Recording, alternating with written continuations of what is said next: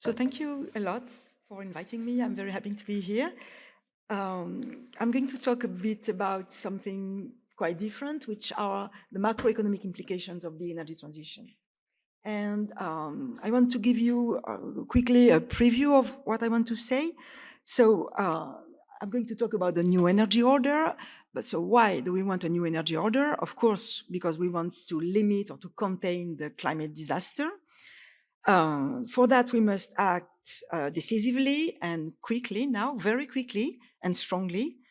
But there is going to be costs. The cost of action are going to be far less, at least, let's say, one order of magnitude less than the cost of inaction, that's for sure.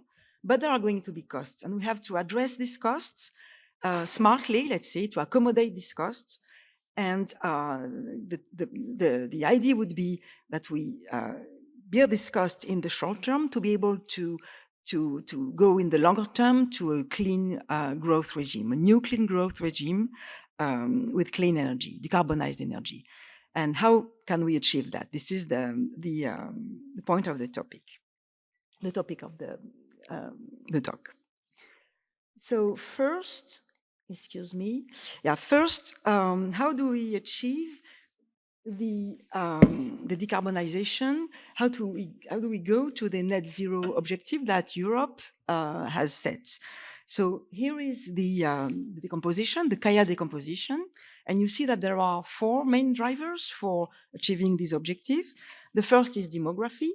So I'm going to leave demography to Professor Billary because it's not my topic. The second is the reduction of economic growth, the degrowth stuff. I don't believe in the degrowth narrative, so I'm not going to go into degrowth neither. And then there is decreasing the energy intensity of GDP and decreasing the carbon intensity of GDP. Okay, and you see on the graph on the right, the decomposition at the world level on the top. And you see that mostly progress at the world level has been made by technical progress, meaning decreasing the energy intensity of GDP, much more than decreasing the carbon intensity of GDP. Okay. The good news is that for Italy, and it is the same for Europe as a whole, for Italy, you can see that there is decoupling of GDP and emissions. GDP is still rising, GDP per capita, whereas emissions are decreasing. This is the good news, but it is still not true at the world level. So this is for the how. This is for the how. Yeah. Now for the when. The when, the answer is very clear. The when, it's very soon. We have to achieve the transition very, very soon. This is the carbon budget. It has been estimated by the IPCC. You see that for 1.5 degrees Celsius it's already impossible. And for containing the increase in temperature at 2 degrees Celsius plus 2 degrees, it is going to be very difficult.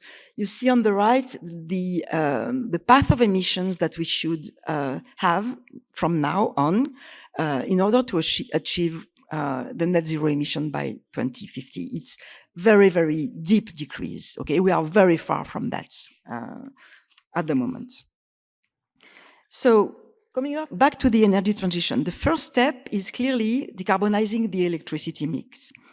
So what we need, as Professor De Caris said, we need drastic innovation in storage, in transmission.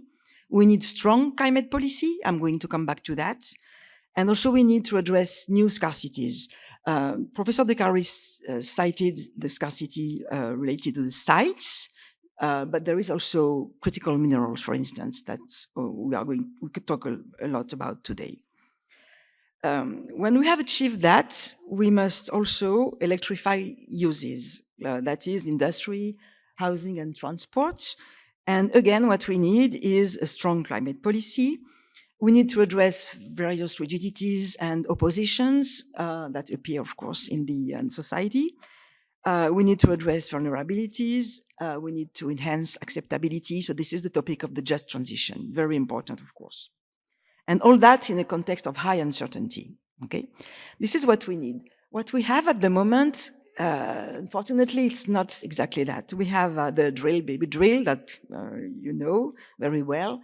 the political backlash almost everywhere in the world, and a lot of policy uncertainty. And for firms and for decisions, it's very, very problematic.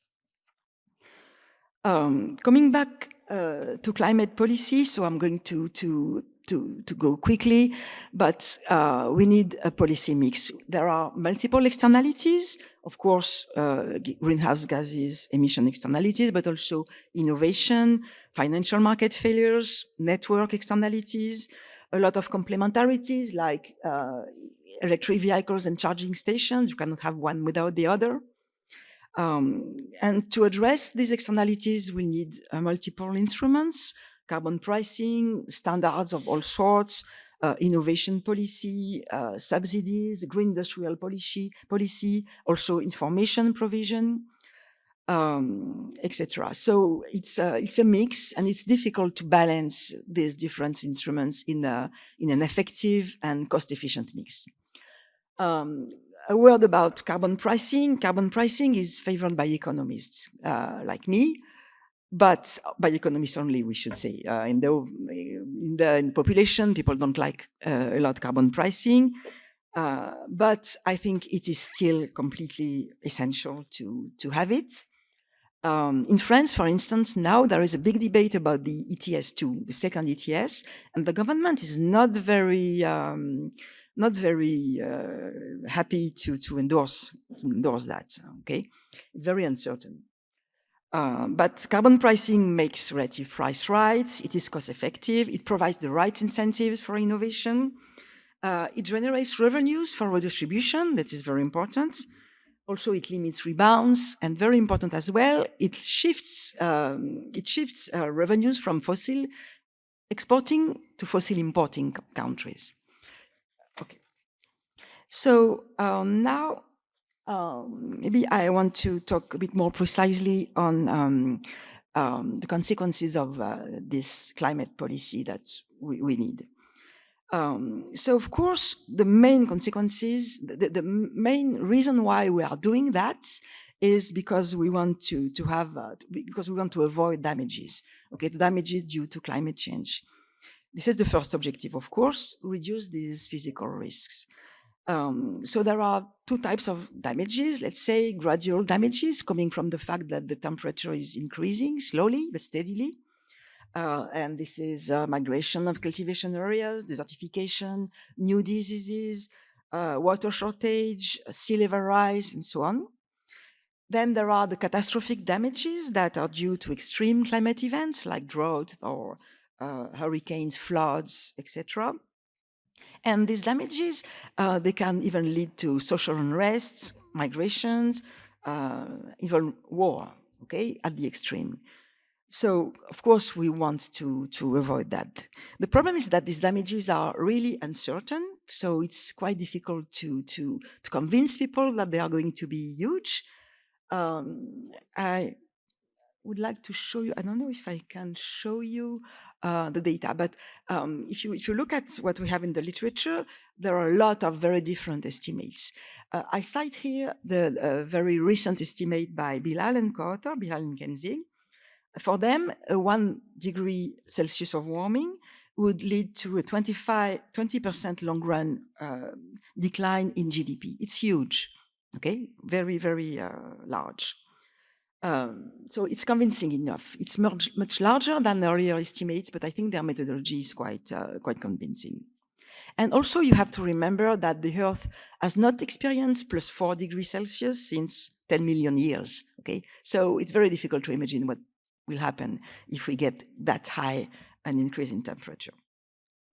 Of course, spatial distribution of damages are very important, at least as important as their size, because poor countries are more vulnerable. They have less means to adapt to the increase in temperature.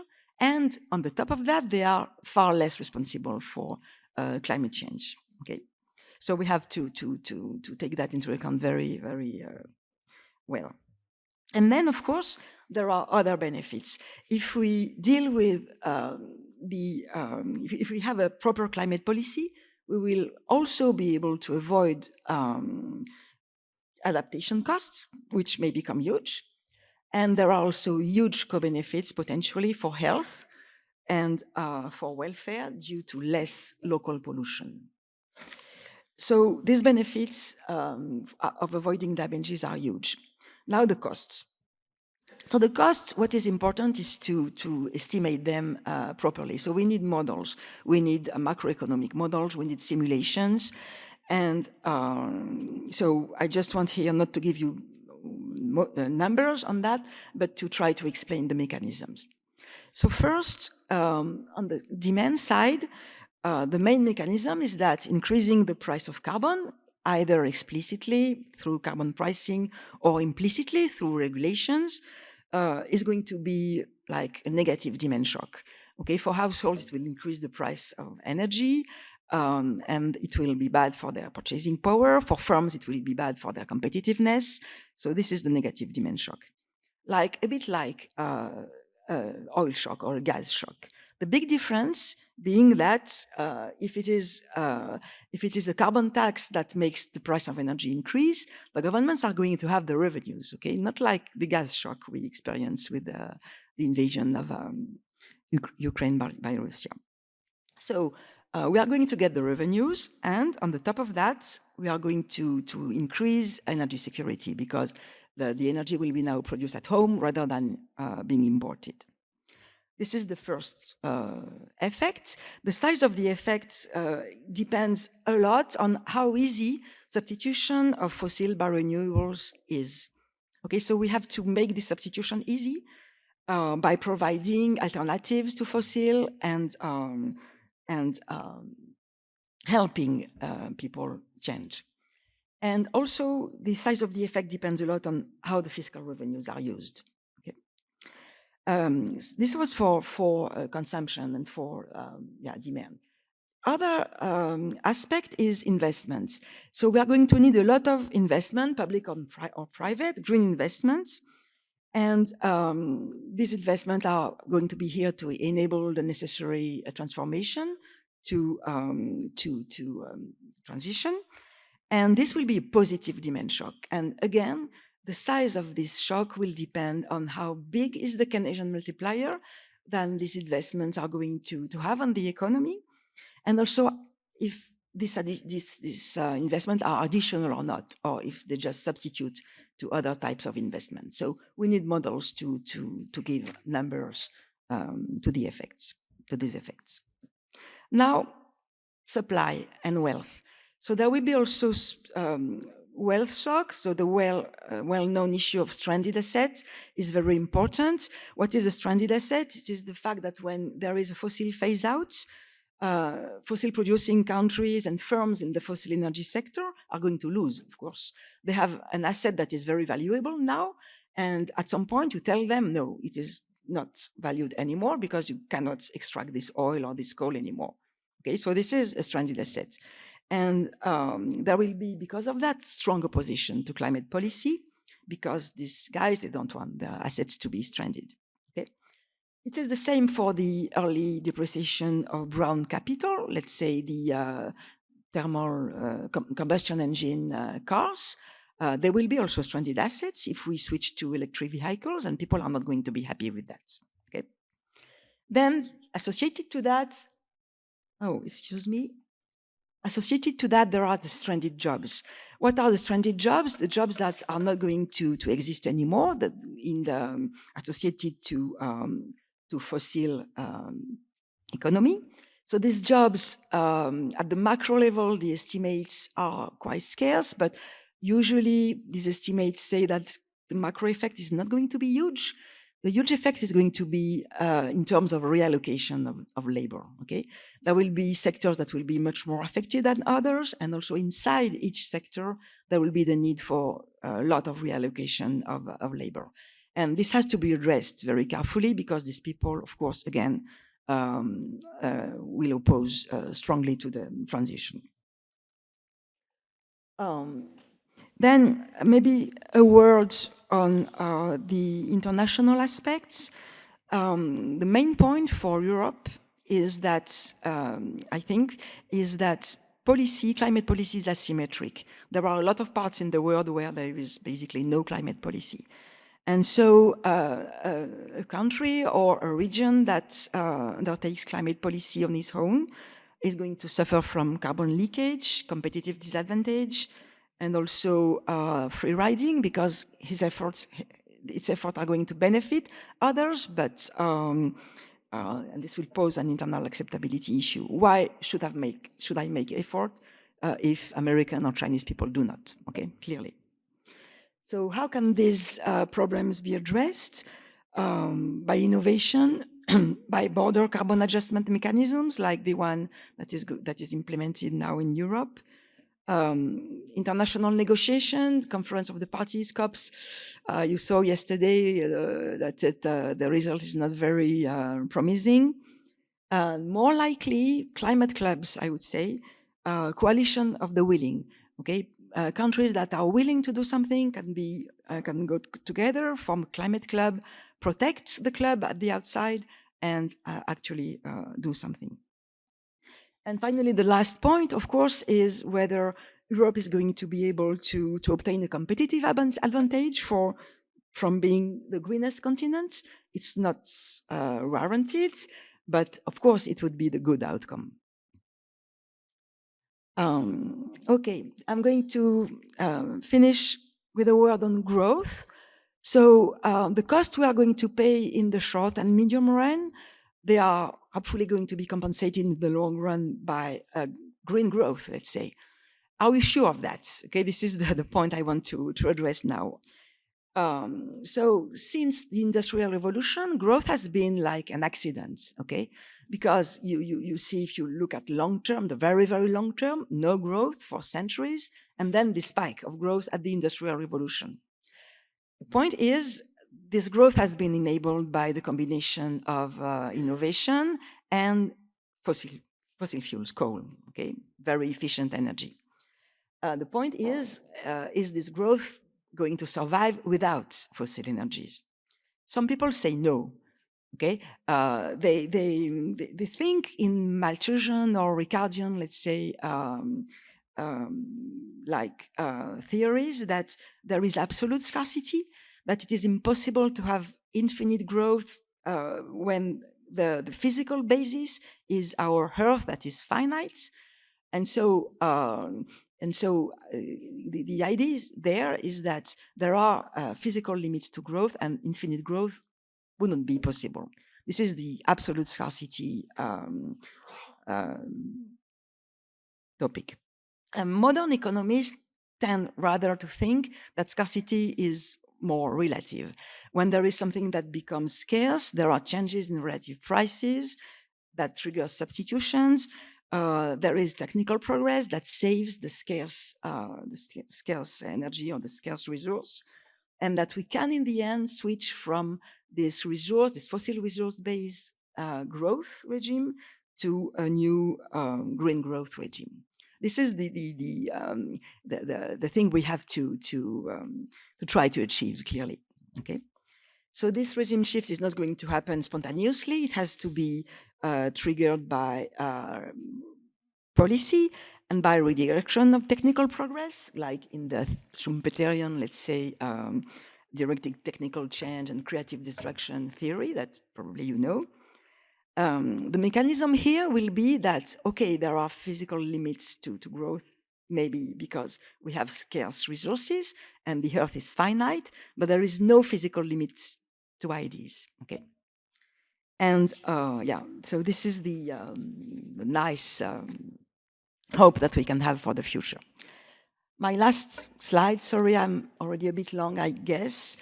My last slide will be to tell you that, okay, this is, just gave you the positive view for the future, but we still have to be cautious. We have to be cautious in several aspects. First, innovation. If we redirect innovation to green innovation, it's a good idea for climate, for sure, but maybe it's not a good idea for growth. It will have a cost in terms of growth. I try to explain why. Think about electric vehicle. The electric vehicle, it's good for growth, but it doesn't make you drive faster or make you drive longer distances, okay? It is just good for growth. It is not productivity enhancing. The same for producing electricity by renewable means. It's good for climate, but it's not productivity enhancing, okay? Unless if there are strong spillovers from this type of technical progress to labor-saving technical progress. But this is question mark. First point. Second point, we have to address the due scarcities, critical minerals, for instance, very important topic. Third, the right objective, we always have to keep in mind that the right objective is not really growth, it's well-being, okay? It's welfare, it's not GDP, okay? And so we must keep in mind the needs for changes in social norms, changes in lifestyle, probably adopting more sufficient lifestyle, etc. It's, for me, I think, very important topic. And then growth for whom? It seems to me that it's very difficult to fight climate change without fighting at the same time inequality at the world level, but also inside each country, okay? And then finally, climate is not the end of the story. There is also biodiversity destruction. There is also planetary boundaries. We have a lot of work on our plate, and I hope the chair is going to achieve some of these, answer some of these questions. Thank you very much.